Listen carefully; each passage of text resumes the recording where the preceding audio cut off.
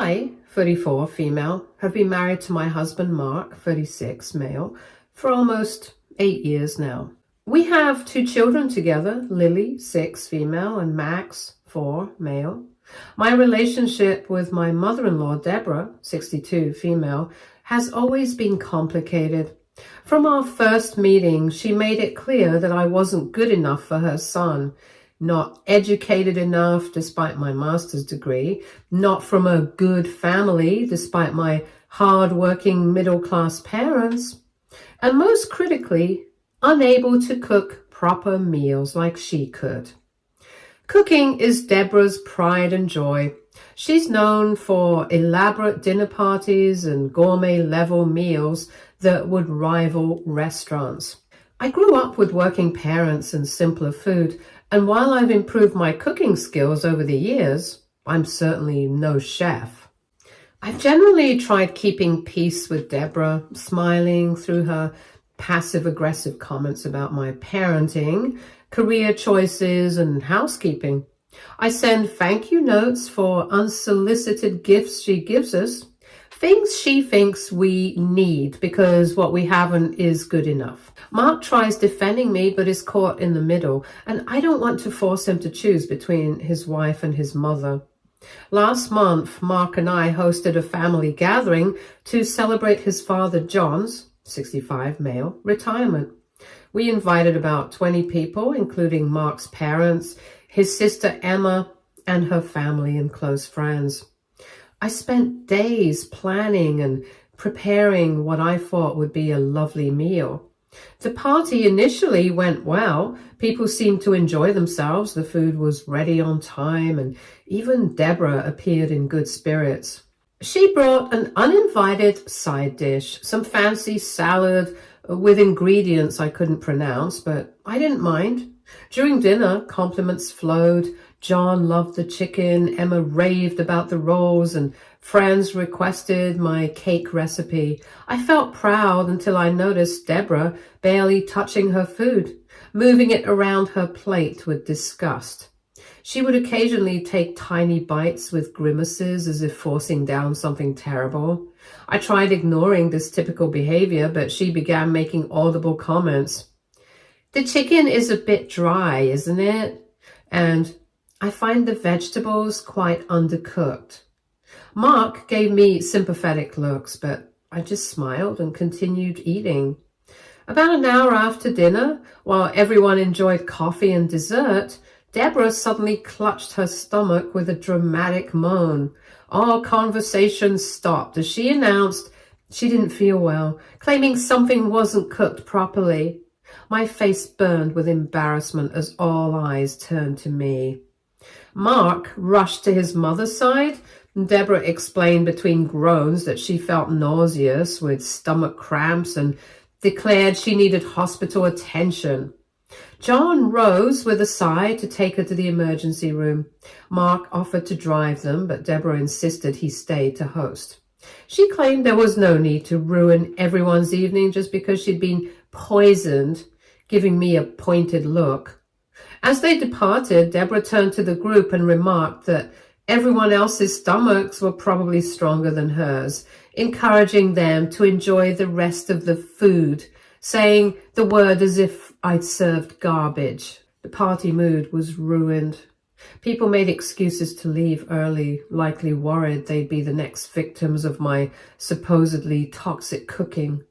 Emma tried reassuring me that no one believed Deborah's display, but I saw doubt in some eyes as they cautiously finished their desserts. Mark was mortified and repeatedly apologized for his mother's behavior.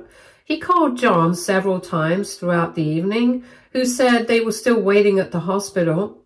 By the time the last guest left, I was fighting back tears of humiliation and anger.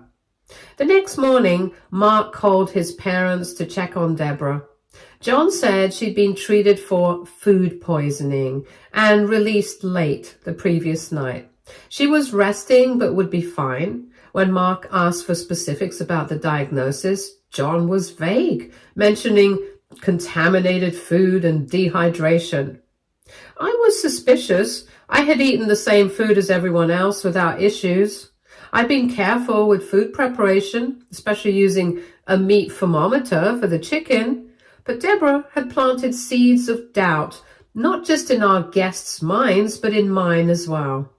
3 days after the party, I received an email from Deborah with the subject, "Hospital Bills." She explained in detail how she had suffered terribly from my negligent cooking and had been diagnosed with severe food poisoning.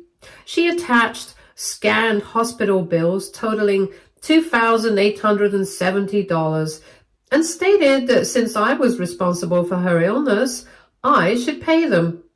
I was stunned.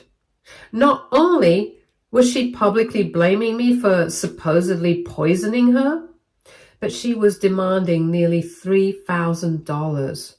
Mark and I aren't wealthy, and an expense like this would seriously strain our finances. Mark called his mother immediately after I forwarded the email. From his side of the conversation, it was clear Deborah wasn't backing down. She insisted my cooking had made her seriously ill. The doctors confirmed food poisoning and that I should pay her medical bills. When Mark pointed out that no one else got sick, Deborah claimed she had a sensitive stomach and others might be hiding symptoms to spare my feelings. The call ended with Mark saying he needed time to think. He looked exhausted afterwards. While he believed my food was properly prepared, he worried about his mother's health and the substantial bills. He suggested we might just pay to keep peace and move on. I couldn't believe what I was hearing. Pay $2,870 for something that wasn't my fault and admit guilt for something I didn't do. This was about Deborah's ongoing campaign to undermine me, not just money. Paying would validate her lies and establish precedent for future manipulation. That night, after examining the hospital bills Deborah sent, something felt off. The formatting looked strange. Some medical codes seemed incorrect, and the hospital logo appeared slightly different from what I remembered. I began investigating. I called the hospital listed on the bills and eventually reached someone in billing who confirmed my suspicions. They had no record of Deborah being admitted or treated on the date in question. In fact, they had no record of her visiting the emergency room at all that month. I needed more evidence before making accusations. I recall that Deborah favored an upscale restaurant near the hospital. On a hunch, I called and asked if they kept reservation records. After explaining I wanted to surprise my mother-in-law by recreating a meal she'd enjoyed there, the hostess confirmed they had a reservation for John and Deborah at almost exactly the time they'd supposedly rushed to the emergency room. I was shocked. Deborah hadn't been suffering in a hospital. She'd been enjoying a fancy dinner at her favorite restaurant. Then she had the audacity to create fake medical bills and demand payment. I continued investigating and found that one of their friends had tagged them in a social media photo at the restaurant that night. The image showed them smiling with wine glasses, hardly someone suffering from severe food poisoning. I showed Mark everything, the hospital's confirmation that his mother was never admitted, the restaurant reservation, and the damning social media photo. He was speechless and then furious. He'd been genuinely worried about his mother's health, only to discover it was an elaborate lie designed to humiliate me and extort money. Mark called his parents immediately on speakerphone. John answered and Mark confronted him about the fake hospital visit. John sounded uncomfortable and evasive, making excuses about misunderstandings and claiming Deborah had felt ill but recovered quickly. When Mark mentioned the restaurant reservation and photo, there was a long silence followed by sounds of a muffled argument. When John returned to the call, his tone had changed. He admitted they hadn't gone to the hospital, but insisted Deborah truly felt unwell after dinner. According to him, they went to the restaurant for bland food that wouldn't further upset her stomach. About the fake bills, John claimed ignorance, suggesting Deborah had made a mistake or confused dates. Mark wasn't accepting these explanations. He demanded to speak with his mother, but John said she was too upset.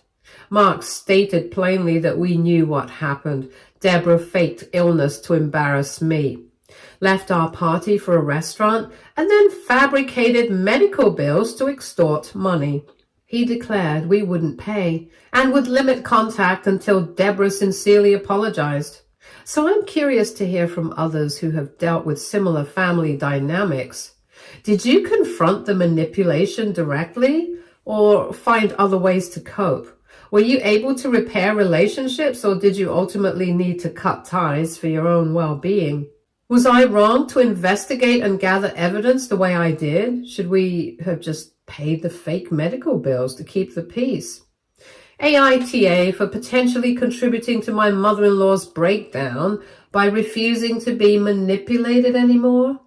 Update 1. First off, I just want to say thank you to everyone who took the time to comment on my last post. I was honestly really nervous about putting such a personal story out there, but the support and advice I received were more than I ever expected. I read every single reply, and it truly meant a lot to feel like people were not only listening, but also genuinely trying to help. Some of you even shared your own experiences, and that made me feel a lot less alone. So really, thank you. I figured it was time for a little update and also to answer a few questions that came up a lot in the comments and messages. Yes, we are still keeping firm boundaries in place with Deborah. Things are better in the sense that she isn't actively trying to manipulate or guilt us like before, but we're definitely moving slowly and carefully. Trust doesn't just magically come back overnight, especially after everything that happened. Mark and I both agree that our first priority is keeping our home peaceful and healthy for ourselves and our future. A few people asked if we were planning to take legal action because of the fake medical bills. That's a totally valid question, and trust me, it was something we seriously considered. What she did was wrong on so many levels, not just morally, but legally too. After talking things through with our lawyer, we decided not to go down the route of pressing fraud charges. It wasn't an easy decision, but at the end of the day, our main goal was to make the behavior stop. Punishing her felt secondary compared to finally getting some honesty and accountability. The fact that she's now in therapy, owning up to what she did and starting to understand how serious it was, that counted for something. We're not saying it erases the past, but it's a step in the right direction. Actually, we got some unexpected news just yesterday.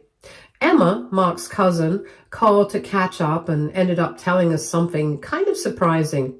Apparently, during one of her therapy sessions, Deborah opened up and shared the whole story with her support group. And I mean everything. The fake illness, the staged restaurant incident, the phony hospital bills, all of it. According to Emma, who heard this from John, Mark's uncle, the group's reaction really took Deborah by surprise. Hearing strangers react with shock, even disgust, seemed to hit her differently than when family members tried to confront her. I guess there's something about hearing people who don't owe you anything say, "Wow, that's seriously messed up," that makes it harder to stay in denial. It's like she finally saw it from the outside looking in. Apparently that moment really shook her, and honestly, I think that kind of wake-up call was long overdue. On top of that, John mentioned that Deborah's therapist has brought up the idea of doing family therapy. Not just general sessions, but specifically focused on the relationship between her and me. The therapist thinks that unless we deal with the deeper stuff between us, whatever caused all this resentment and control, her overall progress might stall. Mark and I haven't decided if we're going to do it yet.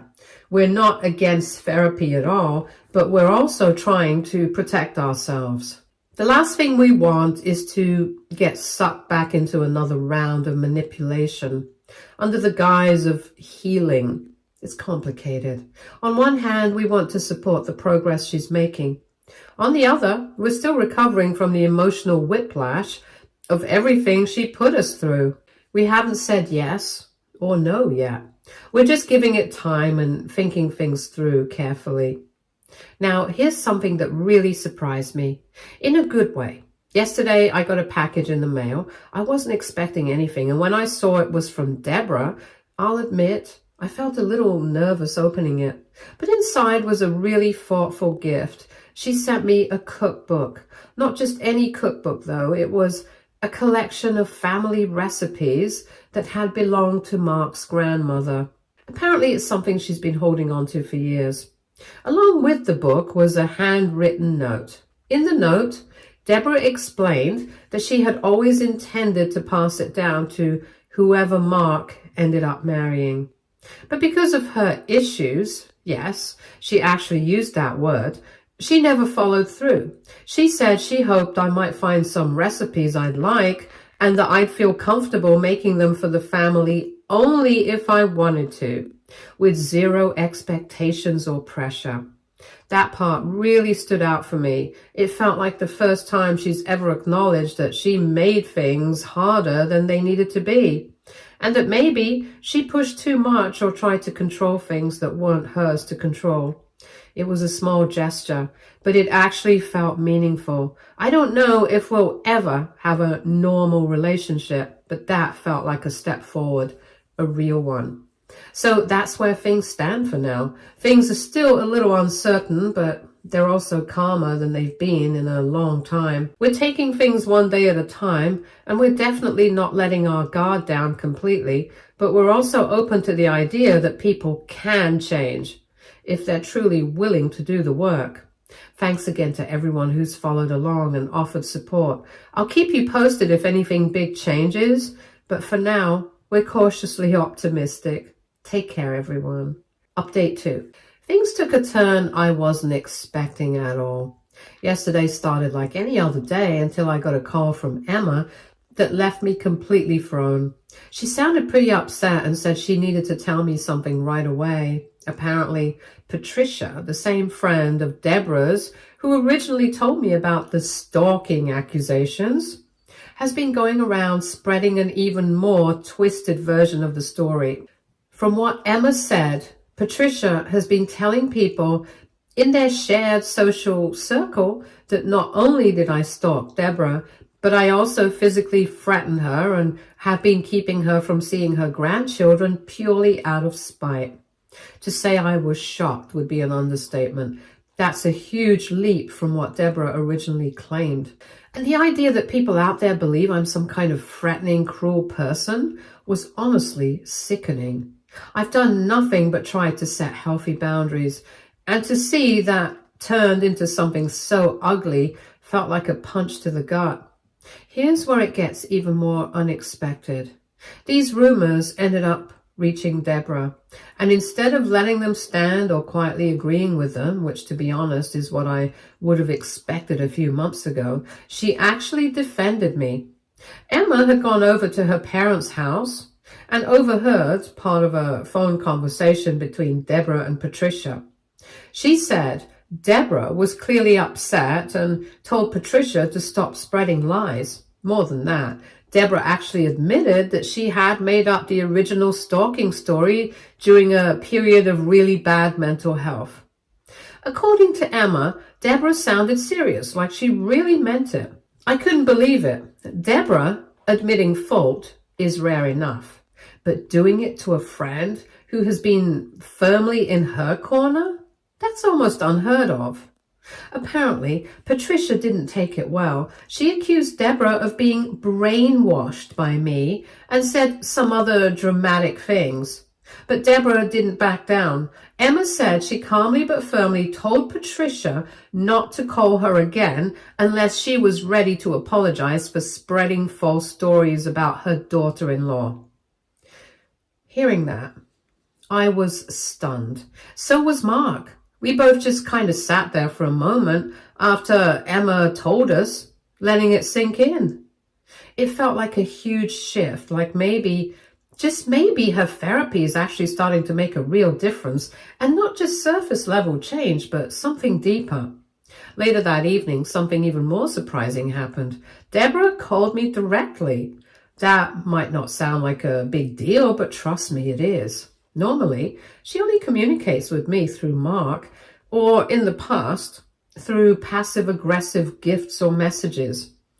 A direct phone call is rare. She apologized again, not just a vague sorry if I upset you kind of apology, but an actual detailed one. She said she was sorry for everything, but especially for the stalking accusations. She told me she had been completely embarrassed when she realized I'd caught her lying about being in the hospital and going out to eat while pretending to be ill. She admitted that instead of owning up to it, she panicked and tried to make me out to be the villain to save face with her friends. She actually sounded remorseful, not defensive, not blaming someone else, just regretful and honestly kind of vulnerable.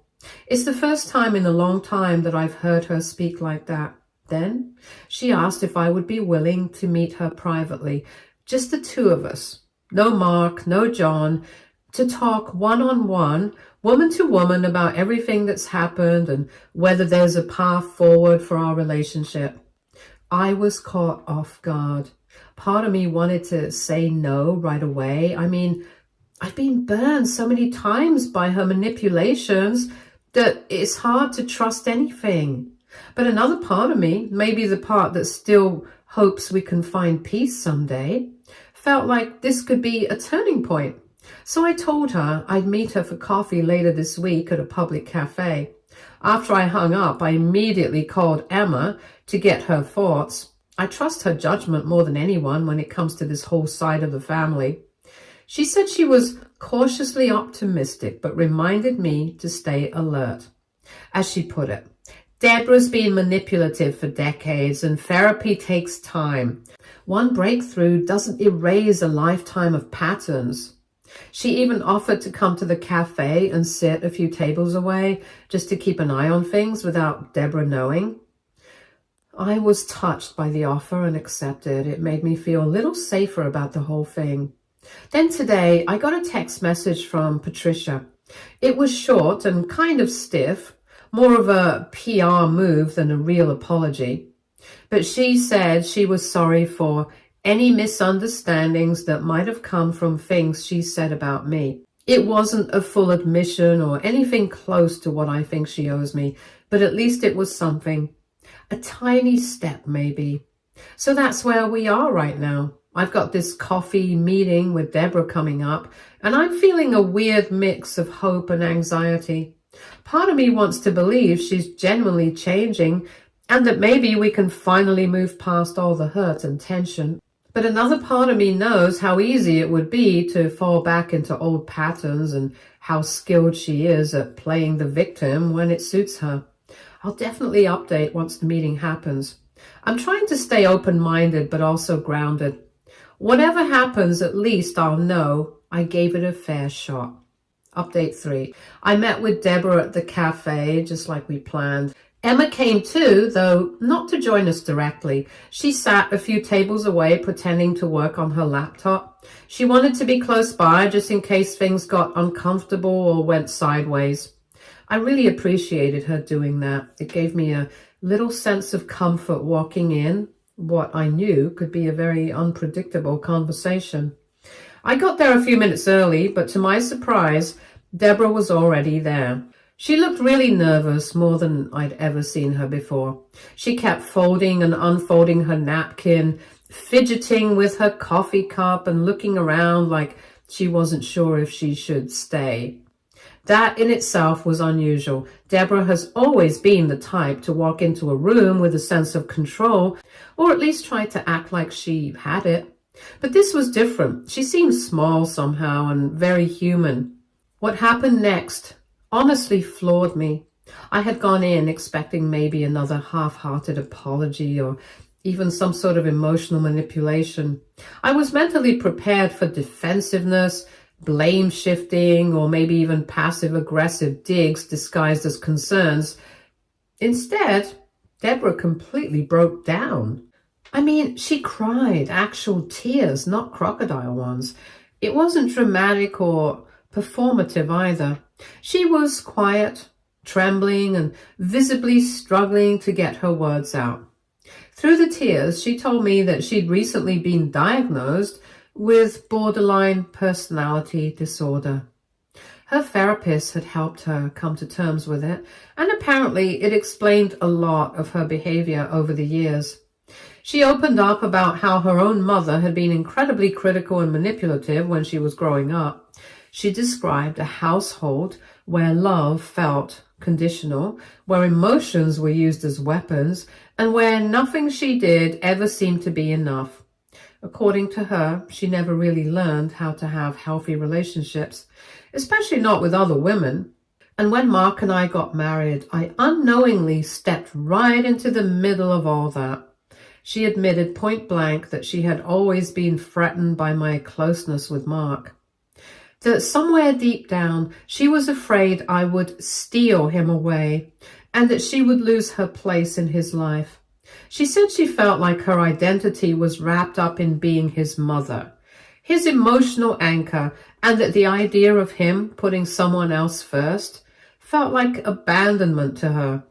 So she lashed out in the only ways she knew how. She confessed that she had actively tried to make me feel insecure as a wife and a mother, that the dinner party, the one where everything blew up, had actually been planned to embarrass me. Her goal was to make me look incompetent in front of family and friends, hoping they'd question my abilities and maybe even side with her more. She said she hated herself afterwards, but couldn't bring herself to admit it. Then came the part about the fake medical bills. She told me that after the dinner party didn't have the lasting impact she'd hoped for, when people still talked to me, still ate my food and didn't turn on me, she panicked. She wanted another way to make me look bad, so she faked the illness and made it seem like my cooking had made her so sick that she needed medical attention. She admitted that she never expected me to actually dig into it or find out the truth. She just assumed we'd pay the bills out of guilt and move on. She said it all spiraled out of control so fast. And by the time I started asking questions, she didn't know how to backpedal. As for the stalking accusations, she admitted those were just a desperate last-ditch effort. She felt like everyone was starting to see through her lies, and she needed a way to shift the spotlight off herself and make me look unstable instead. She never imagined Patricia would repeat the story to so many people or exaggerate it even further. Throughout all of this, she kept saying how deeply sorry she was, not in a way that felt rehearsed or defensive, but in a way that actually felt real. She said therapy was helping her slowly unlearn some of the toxic patterns she'd lived with for decades, and that she was committed to making real changes, not just for me or Mark, but for herself too. She mentioned she was doing something called schema therapy, which apparently is specifically helpful for personality disorders like hers. When she finished talking, I honestly didn't know what to say at first. I sat there kind of stunned. I had come ready for a fight, or at least to stand my ground. I wasn't expecting someone who was raw, honest, and broken in front of me. I took a breath and told her that I really appreciated her being so open. I said I could tell how hard it was for her to share all of that, and that it meant something, that she was finally taking responsibility. But I also told her the truth, that while I respected her willingness to change, rebuilding trust wasn't going to happen overnight. I couldn't just forget everything that had happened. The lies, the manipulation, the years of subtle digs and emotional chaos. It was all still very real and had left scars. I told her that any path forward would have to be slow and that boundaries would still be in place. She said she completely understood and that she wasn't expecting immediate forgiveness or closeness. She just wanted the chance to keep doing better, even if it took a long time. She then asked if I'd consider joining her for a therapy session at some point in the future. Not right away, but whenever I felt ready. Her therapist thought it would be helpful for both of us, and I told her I'd think about it. Before we left, she handed me an envelope. Inside was a check for $2,870, the exact amount of the fake medical bills she had tried to pass off to us.